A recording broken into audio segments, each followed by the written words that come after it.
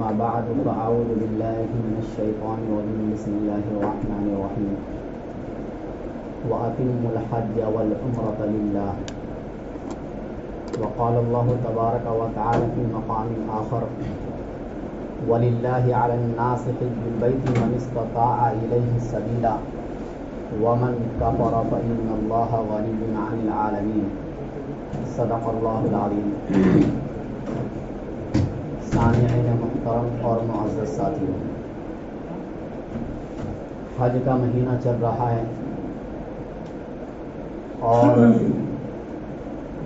وہ تاریخ بھی چل رہی ہے جس کی سب سے زیادہ فضیلت پورے سال میں ہے، یعنی ذی الحجہ کے شروع کے 10 دن جس میں عبادت کرنا یا کوئی بھی نیکی کا کام کرنا اللہ تعالیٰ کو بہت ہی پسندیدہ ہے. اتنے فضیلت والے یہ ایام ہیں کہ اللہ نے ان 10 دنوں کی قسم قرآن میں کھائی. فرمایا والفجر ولیال عشر، قسم ہے ان 10 راتوں کی یعنی 10 دنوں کی. ان 10 دنوں میں عرفات کا دن بھی آ گیا، 10ویں تاریخ بھی آ گئی، لیکن اللہ نے پھر اس کی الگ سے قسم کھائی والشفع والوتر. قسم ہے عرفہ کے دن کی اور قسم ہے 10ویں تاریخ کی یعنی یوم النحر کی. اسی طرح اللہ نے دوسری جگہ پر بھی عرفات کے دن کی قسم کھائی ہے والسماء ذات البروج والیوم الموعود. قسم ہے قیامت کے دن کی وشاہد ومشہود. قسم ہے جمعہ کے دن کی اور قسم ہے عرفہ کے دن کی.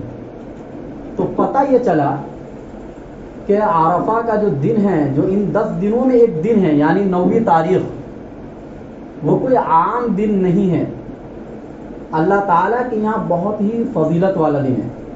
بہرحال یہ جو ایام چل رہے ہیں یہ بہت ہی اہم ایام چل رہے ہیں، حتیٰ کہ اس کی فضیلت اتنی زیادہ ہے کہ علماء یہ فرماتے ہیں کہ رمضان المبارک کے مہینوں میں جو دن آتے ہیں ان دنوں سے افضل یہ 10 دن ہیں. راتیں تو رمضان کی افضل ہے، رمضان کی راتوں سے افضل کوئی رات نہیں ہے، لیکن اگر آپ دن کے اعتبار سے دیکھیں گے تو ان 10 دنوں سے بہتر رمضان کے دن بھی نہیں ہے جتنی فضیلت ان 10 دنوں کی ہے. چونکہ خود اللہ کے نبی صلی اللہ علیہ وسلم ایک حدیث میں جو بخاری میں موجود ہے اس میں فرمایا کہ ان 10 دنوں میں جو عمل انسان کرتا ہے وہ اللہ کو بہت ہی محبوب ہے. صحابہ نے سوال کیا کیا اللہ کے راستے میں جہاد کرنے سے بھی افضل ہے؟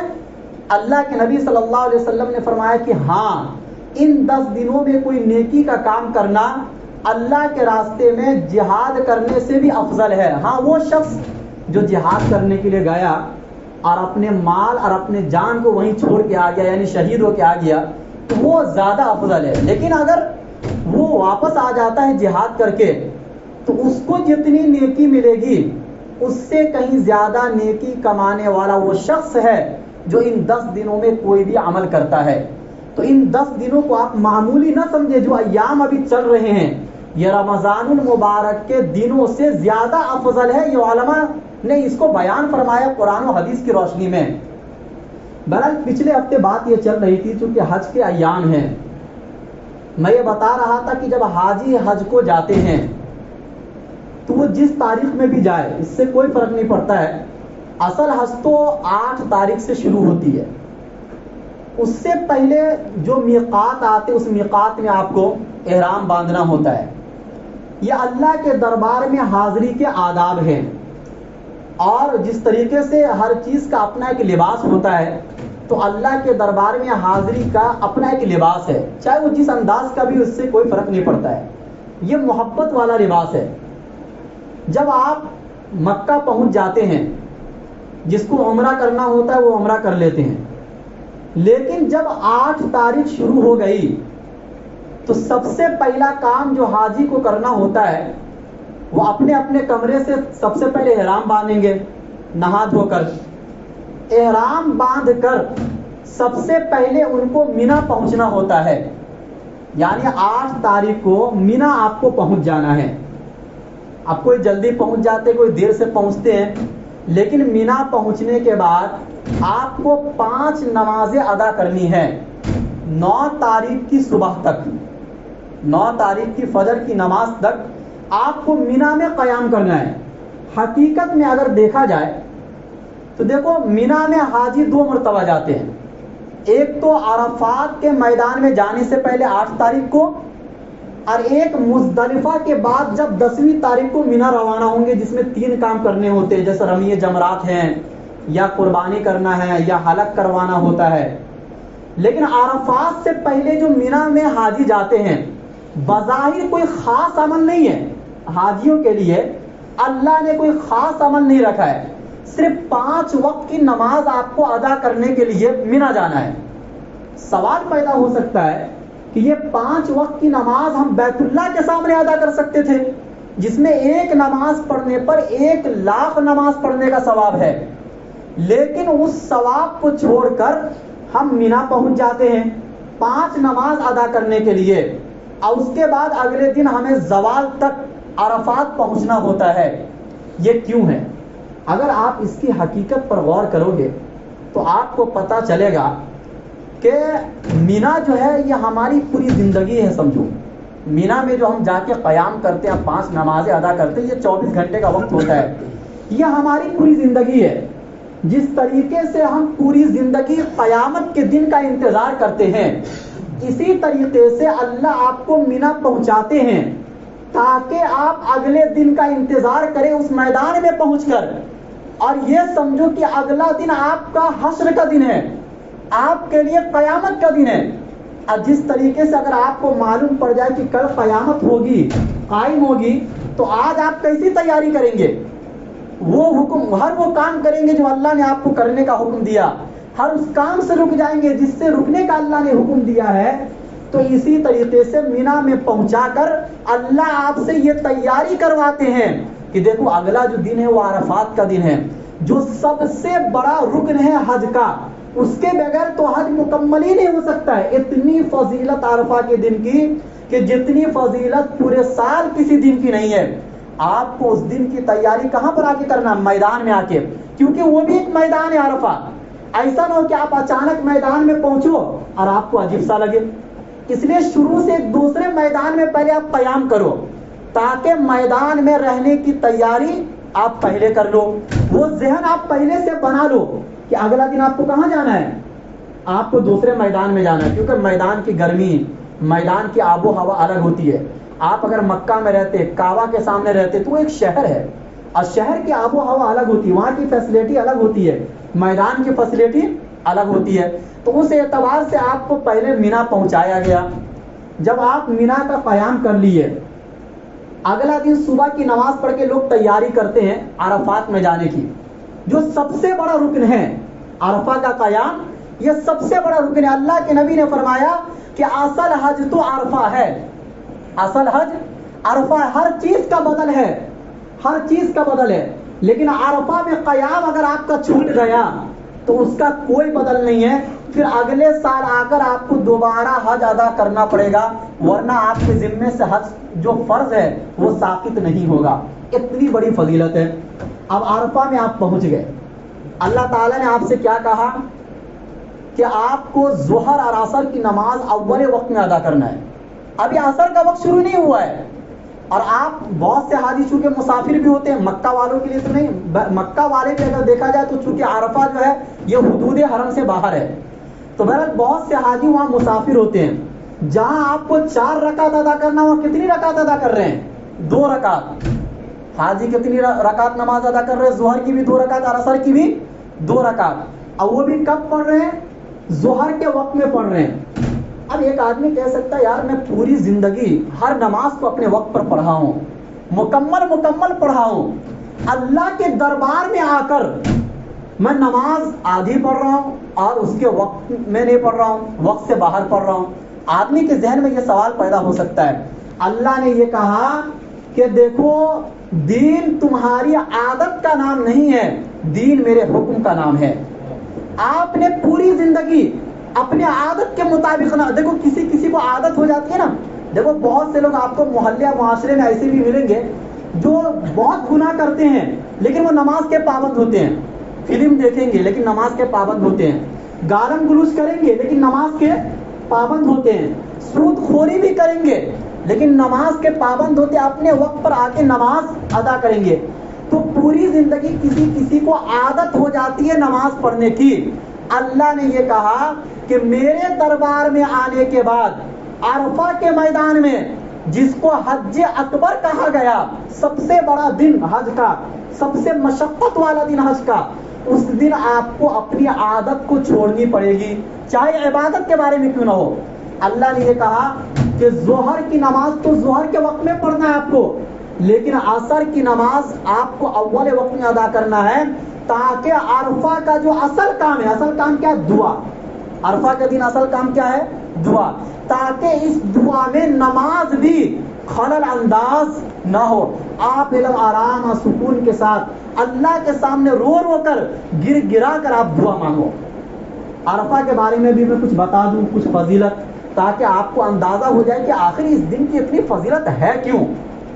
اللہ کے نبی صلی اللہ علیہ وسلم نے فرمایا، صحیح مسلم کی حدیث ہے کہ ما من یوم اکثر من ان یعتق اللہ فی عبدا من النار من یوم عرفہ، کہ عرفہ کے دن اللہ تعالی بندے کو جہنم سے جتنا زیادہ آزاد کرتے ہیں، اتنا زیادہ کسی اور دن اللہ تعالی بندے کو جہنم سے آزاد نہیں کرتے، حتیٰ کہ رمضان کے دنوں میں بھی اللہ تعالیٰ جہنم سے لوگوں کو اتنا آزاد نہیں کرتے ہیں جتنا زیادہ ایک دن میں عرفہ کے دن اللہ تعالیٰ بندے کو جہنم سے آزاد کرتے ہیں۔ یہ صحیح مسلم کی حدیث ہے۔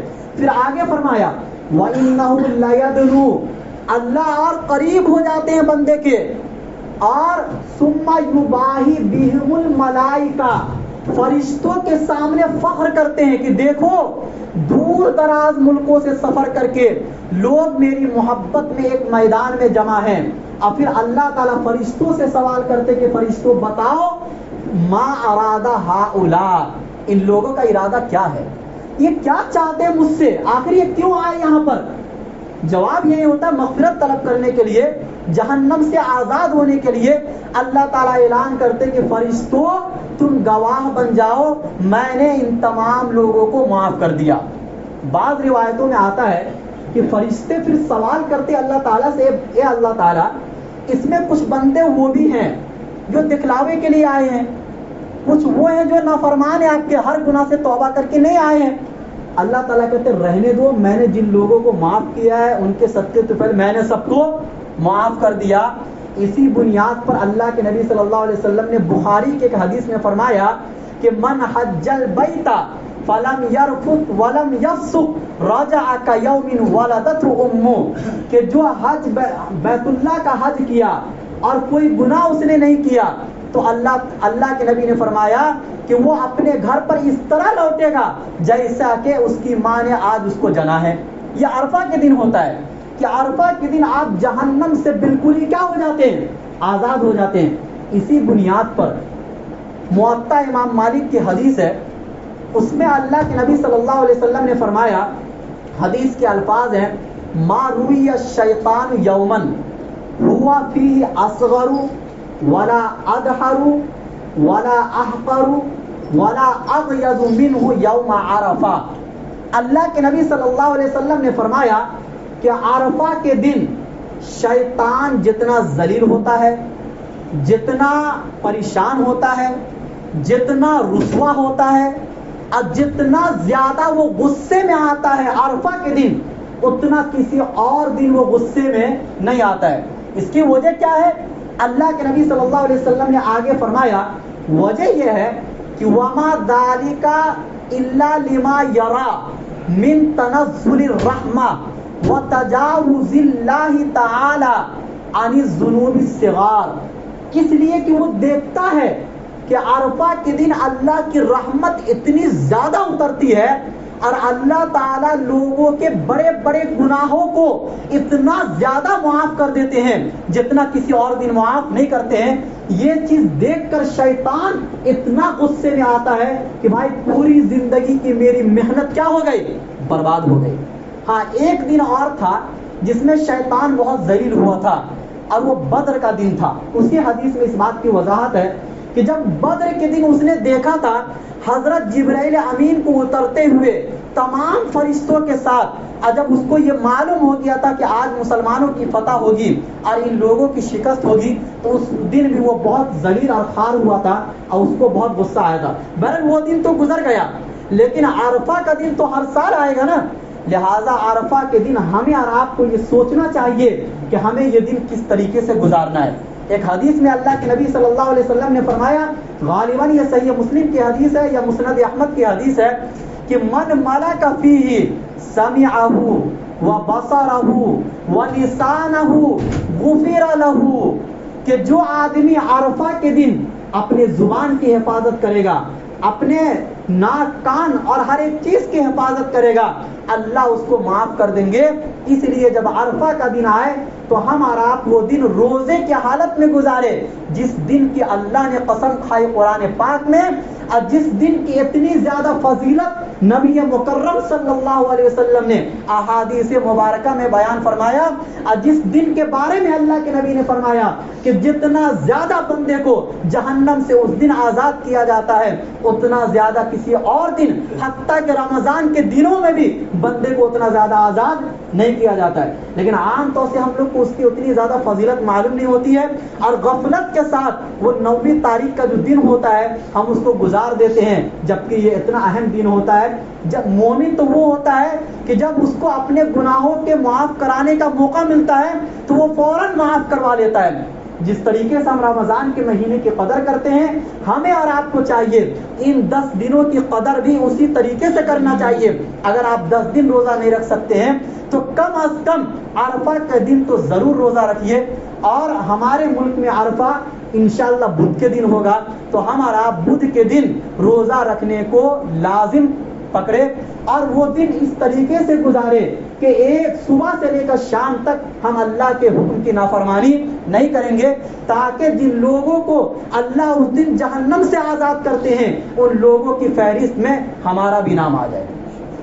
اس کے بعد حاجی جب عرفہ کا یہ دن، اچھا عرفہ کے دن صرف دعا ہے، چونکہ اصل تو جہنم سے آزاد ہونا ہے نا، تو اس دن جتنا زیادہ آپ کو دعا کرنا اتنا زیادہ آپ دعا کیجئے. اللہ کے نبی نے فرمایا کہ خیر الدعاء دعاء یوم عرفہ، بہترین دعا عرفہ کے دن کی دعا ہے. بہترین دعا عرفہ کے دن کی دعا ہے. وَخَيْرُ مَا قُلْتُ وَالنَّبِيُّونَ مِن قَبْلِي، اور سب سے بہتر بات ہوا ہے جس کو میں نے کہا اب مجھ سے پہلے تمام پیغمبروں نے کہا. وہ کیا؟ کون سی دعا مانگنا ہے؟ لا الہ الا اللہ وحدہ لا شریک لہ لہ الملک ولہ الحمد وہو علی کل شیء قدیر، کہ اللہ کے سوا کوئی معبود نہیں، وہ اکیلا ہے، اس کا کوئی شریک نہیں، تمام تعریف اس کے لیے ہے، تمام حکومتیں اس کے لیے ہے، اور وہ ہر چیز پر قادر ہے.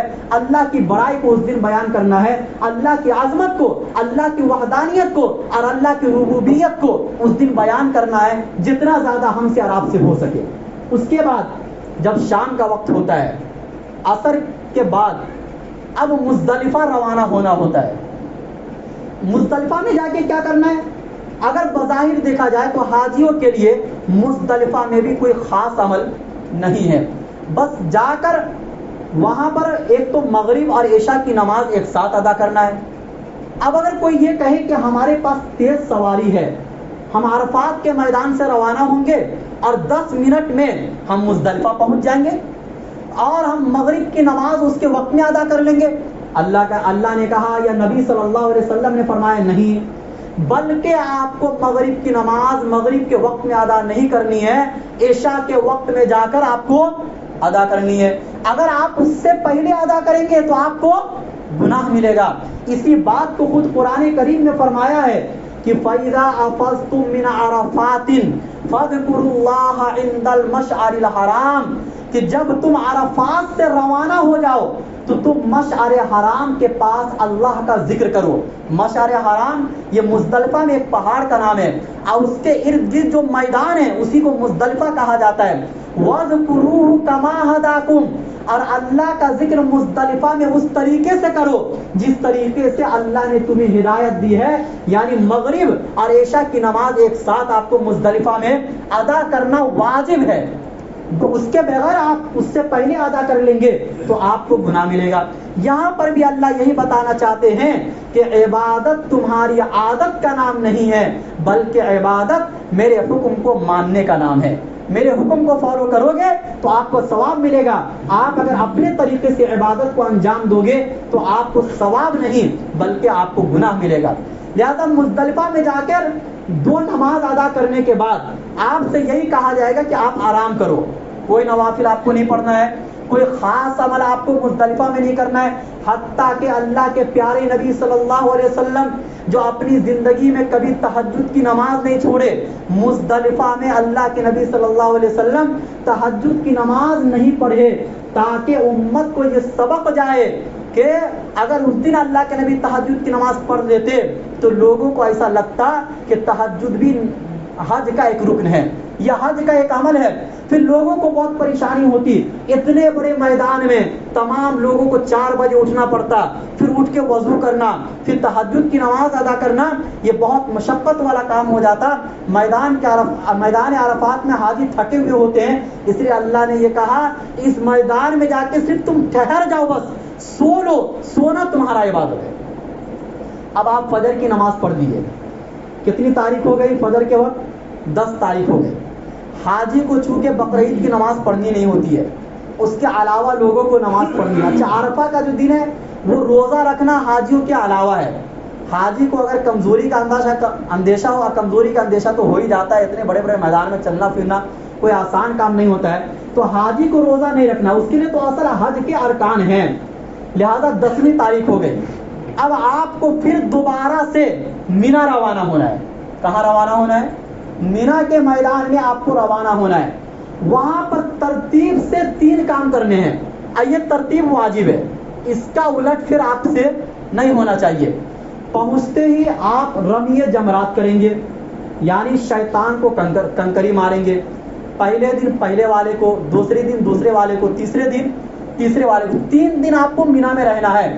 تیسرے دن اختیار ہوتا ہے، چاہے تو آپ آ جائے چاہے تو نہ رہے، لیکن 2 دن تو بہرحال واجب ہے آپ کو رہنا ہے مینا کے اندر. پہلا کام آپ کو رمی جمرات کرنا ہے. رمی جمرات پر آپ غور کرو. بظاہر کوئی عبادت لگتی ہے کہ بھائی 7 کنکر اٹھا کر کسی ایک دیوار کو مارنا، آج تو دیوار ہی ہے نا وہ. لیکن اللہ تعالیٰ آپ کو یہ بتانا چاہتے ہیں کہ میرے پیارے دوست حضرت ابراہیم خلیل اللہ علیہ السلام نے جس پیار اور محبت کے ساتھ اپنے بیٹے کو ذبح کرنے کے لیے مینا کے میدان میں جا رہے تھے، شیطان نے 3 موقع پر آ کر ابراہیم علیہ السلام کو روکا تھا، اور ان تینوں موقع پر حضرت ابراہیم علیہ السلام نے اس شیطان کو کنکری ماری تھی. جس پیار اور محبت کے ساتھ انہوں نے مارا تھا اس کو لفظوں میں بیان نہیں کیا جا سکتا ہے. اس لیے اے حاجیوں، تم اس چیز کو عملی جامہ پہنا کر کے دیکھو، پھر دیکھو کیا پیار اور محبت تمہارے دلوں میں پیدا ہوتا ہے. اس کا اندازہ تو صرف حاجی لوگ کر سکتے ہیں، ہم اور آپ یہاں پر بیٹھ کر نہیں کر سکتے ہیں. تو یہ کام آپ کو کرنا ہے. دوسرا کام جو کرنا ہوتا ہے وہ جانور کو ذبح کرنا ہوتا ہے. سب سے بڑی قربانی میدان مینا کی قربانی ہے، جہاں ابراہیم علیہ السلام اپنے بیٹے کو ذبح کرنے کے لیے گئے تھے، اور جہاں پر ہمارے پیارے پیغمبر حضرت محمد صلی اللہ علیہ وسلم نے 100 اونٹ کی قربانی دی تھی. کتنے اونٹ کی؟ 100 اونٹ کی قربانی میدان مینا میں دی تھی، جس میں سے 63 اونٹ کو اللہ کے نبی نے اپنے ہاتھوں سے ذبح کیا تھا.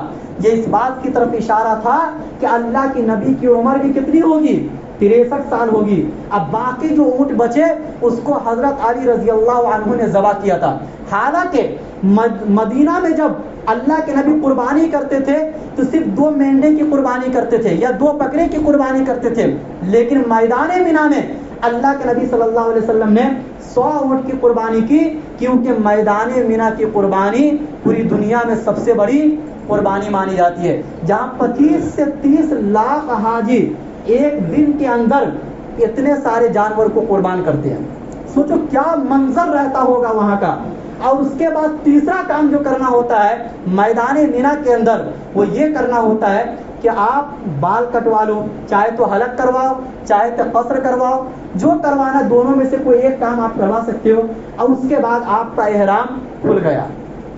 لیکن احرام کھلنے کے بعد آپ اپنی اہلیہ سے ابھی بھی ملاقات نہیں کر سکتے ہو، اس معنی میں آپ ابھی بھی احرام کی حالت میں ہو۔